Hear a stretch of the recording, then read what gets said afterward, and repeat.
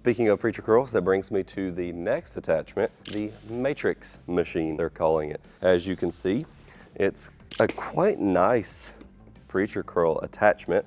And then you have your various angles that you can place the pad at. You have a little hook that you can set the bar down on before you sit down, so that way you can just scoop the weight up and run with it versus having to like hoist it and get it into place and all of that business. And technically speaking, if you wanted to, let's say that you were supersetting preacher curls and tricep extensions, you could flip this pad back, and then you could do tricep extensions this way as well. The bar holder pops off with a quick pop pin, and you can bring this guy down to the bottom.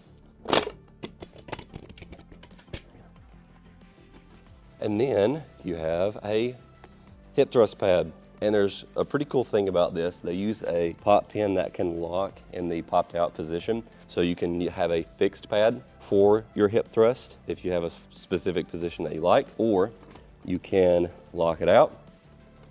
And then you have a rotary pad for your hip thrust. And then if we lock it in the vertical position and we slide on this foot plate, then we have sissy squats.